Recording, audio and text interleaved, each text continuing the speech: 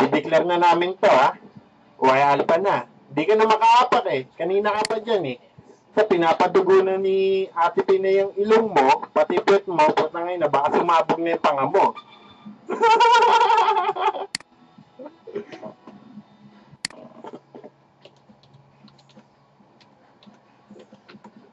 Wala na. Ano, pusakal? Ay na, ID pa yan ng ano ko, ha? Ng baby Jen ko yung nakaapak ko. Ano na, pusakal? Declaration na to, no? Di-declare na to. Di-declare ko na to. Y alpha na. Y alpha na. Ano?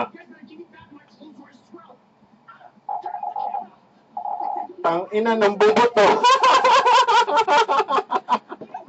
Nambubot yung pusakal. Putang ina. Ang bangis. Tinatadtad ako.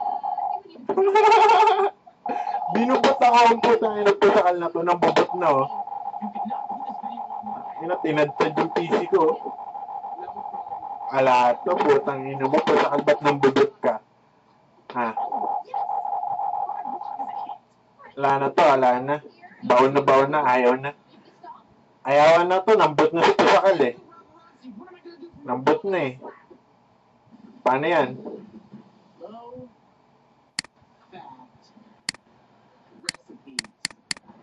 Di-declare na lang namin to. Nambubot ka na eh. Binubot mo na yung YM ko eh. Putang ina mo ka eh.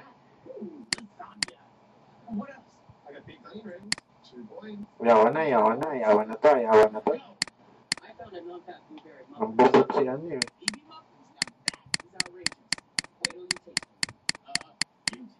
Ang lakas mambot dito sa kalang puta. Yawan na, di-declare na lang to. Declare na to. Labas na ako. Lalabas na po ako. Di na makapakito sa kanina pa. Ayun na. Isang taon na nandito yung Y alpha na sa DC. So, tayo na. Hanggang ngayon, pero saka hindi ka pa rin makapak. Kawawa ka namang hinayupak ka. Baon na putang nakakaawa ka. Pero saka parang ano. Para kang newbie sa kanya labasan mo ngayon.